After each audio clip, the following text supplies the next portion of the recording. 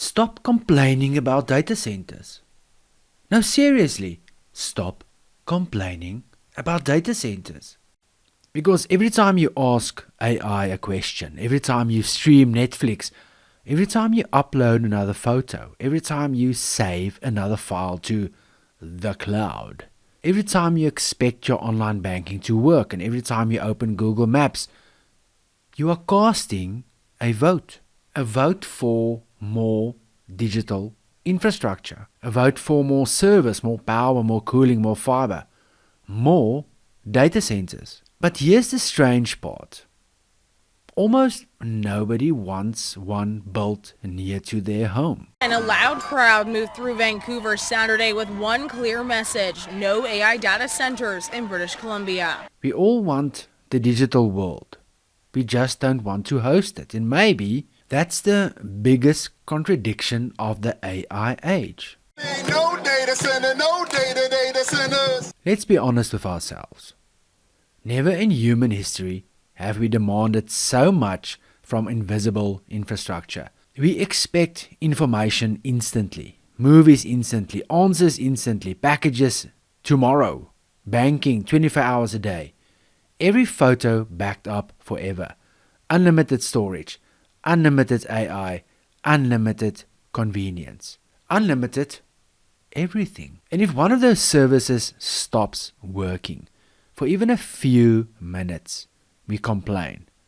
We've become incredibly good at demanding digital services, but we've become remarkably uncomfortable discussing the physical infrastructure that makes those services possible. Because the internet isn't magic. It isn't floating around in a cloud. It lives in buildings. Buildings filled with thousands of servers, connected by thousands of kilometers of fiber, powered by substations, transmission networks, and power stations. Every digital revolution eventually becomes a construction project. And that is where the uncomfortable conversation begins. So when somebody proposes building a new hyperscale center, the objections arrive almost instantaneously. It'll be noisy. It'll use too much water. It'll consume too much electricity. It'll ruin the neighborhood. It'll lower property values. And you know what? Those are fair concerns. Because if someone announced they were building a massive industrial facility next to my home, I'd be asking exactly the same questions. In fact, let me tell you something personal. My wife and I spent almost 10 years saving for our dream home. Not a mansion, not a luxury estate, just somewhere quiet, somewhere with clean air, clean water, a place where we could sit on the porch one day, listen to birds instead of traffic, and hopefully grow old together. And here's the honest truth. I don't want a hyperscale data center built next to my house. I don't even want one built close to it. And that's coming from someone who spent most of his career working in data centers and critical infrastructure.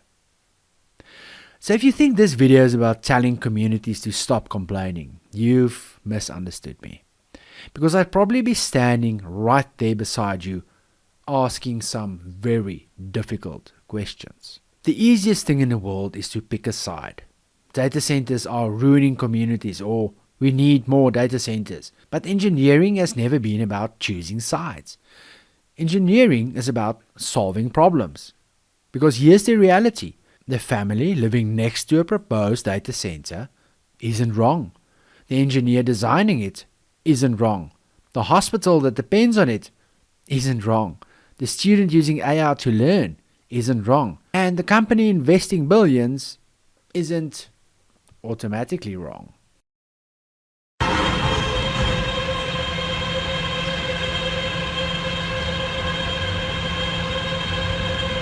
You can see it's in the high 58s, 59s to 60s. They're all responding to the same reality. The question is, How do we satisfy all of them? And that's where the conversation becomes uncomfortable. Because there's another factor we rarely talk about. Greed. Not just corporate greed. Our greed. So when we hear the word greed, we immediately think of billion-dollar companies. And yes, companies have responsibilities, absolutely. If your infrastructure affects entire communities, then your responsibility extends beyond shareholders. It extends to your neighbors, to local water supplies, to the environment, to future generations. Engineering isn't just about what you can build. It's also about what you should build.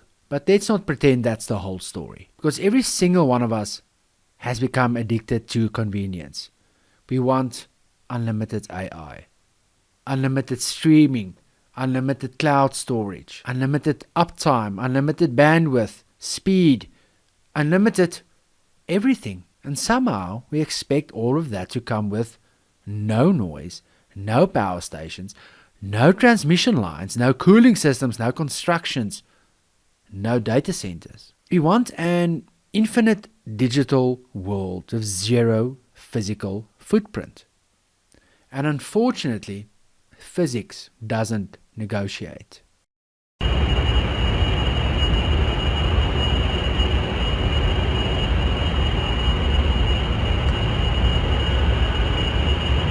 Every AI prompt becomes electrical work. Electrical work becomes heat. Heat requires cooling. Cooling requires infrastructure. Infrastructure requires land. Land affects communities. Every choice has a consequence. The cloud isn't weightless. It's one of the heaviest things humanity has ever built. And every time society asks for more, engineers are asked to make the impossible possible. So imagine your child needs emergency surgery tonight. Do you want the hospital's digital systems online? Of course you do. If a wildfire is approaching, do you expect emergency communications to work? Of course you do. If your bank suffers a cyber attack, do you expect your money to still be there tomorrow? Of course you do. If your business depends on AI or cloud computing or online payments or global communications, do you expect them to keep working? Of course you do. Every one of those expectations depends on infrastructure, real infrastructure, physical infrastructure, infrastructure that somebody somewhere has to build. So perhaps we've been arguing about the wrong thing. The question isn't, should we build more data centers? Because society has already answered that.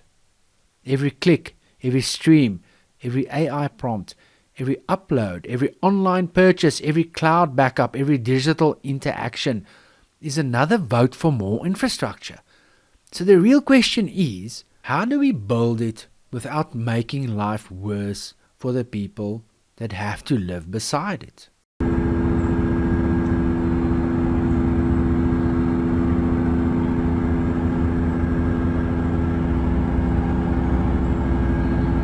Because this stopped being a data center problem a long time ago. It's a society problem. Engineers are simply the people expected to solve it. But perhaps we should be asking one more uncomfortable question. Not just, can we build another hyperscale data center? But should we? Should we build it here, right now, in this community, at this scale?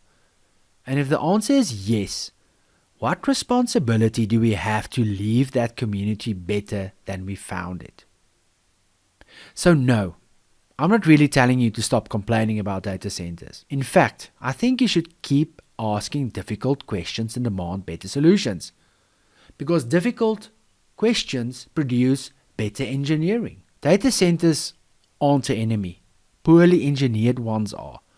We shouldn't demand fewer data centers. We should demand better ones. One that consumes less water, less energy, produce less noise, respect the communities around them, and leave the places they built better than they found them. Because if a company wants to become part of a community, then it also becomes responsible for that community. That's not just good public relations. That's good corporate citizenship. And it's good engineering, because engineering has never been about proving that something can be built. It's about proving it can be built responsibly. As consumers, we should expect the digital services we rely on every day.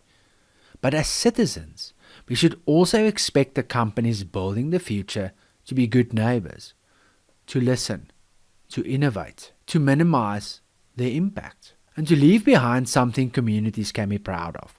Because the future doesn't need fewer data centers. It needs data centers that deserve to be built. Our greatest challenge isn't stopping progress. It's demanding that progress respects people as much as it respects technology. If engineering can't deliver both, then we haven't finished engineering the solution.